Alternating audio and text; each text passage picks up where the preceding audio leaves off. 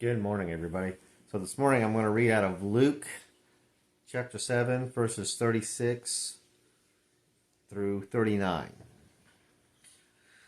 Now one of the Pharisees was requesting him to dine with him, and he entered the Pharisee's house and reclined at the table.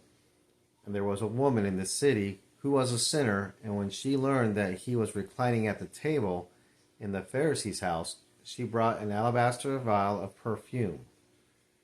And standing behind him at his feet, weeping, she began to wet his feet with her tears, and kept wiping them with the hair of her head, and kissing his feet, and anointing them with the perfume.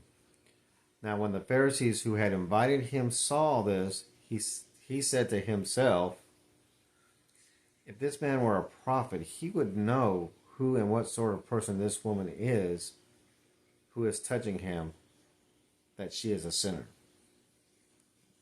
So, Pharisee wanted to know, I guess, more about Jesus. And this, and they're already, the Pharisees have already gotten it all wrong when it comes to Jesus already. They're trying to figure out who Jesus is. And they can't believe, I guess they can't believe he's righteous because, he's been seen with tax collectors, bad sinners, as the Pharisees call these folks of their communities. So they don't see him as, I guess, following God, because he's not entertaining, but he's sharing things with those that the Pharisees look down upon. And so, one of the Pharisees asked Jesus to come dine with them, and Jesus does. And there was a woman who found out, and so she came and starting to clean his feet with her tears, and anointing his feet with perfume, using her hair to do all this with. And the Pharisee is like, if he is a prophet, he would know that this woman's a sinner. And I don't know what kind of sinner she was. It doesn't really explain if she was, an adulteress, or prostitute by trade. It doesn't really, in this passage, it doesn't say. It just identifies her as being a sinner. So the only thing I can think of during this time that a woman would be considered a sinner is if she was a prostitute or if she was a known adulteress. But a known adulteress usually got stoned to death. But here's the ironic thing about it, about this whole little story right here.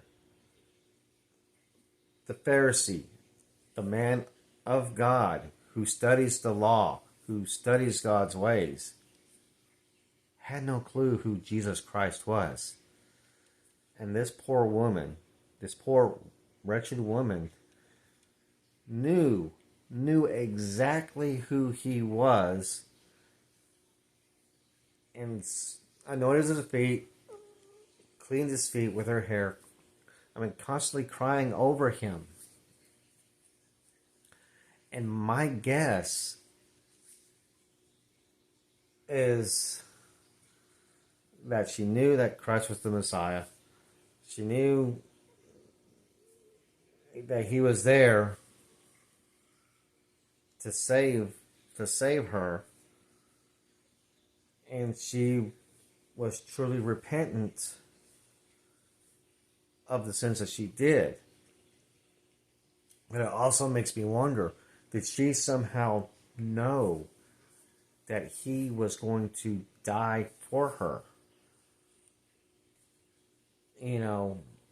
And if that was also part of the weeping and the anointing of the feet with the perfume. Kind of makes me wonder. But all that to say is that you have a woman who apparently, from the Pharisee standpoint, is the lowest of the low in the community.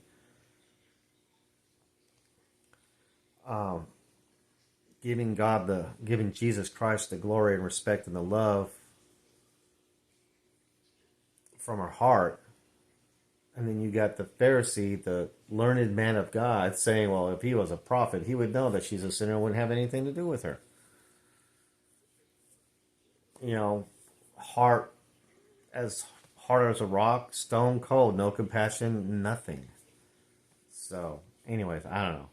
It's just kind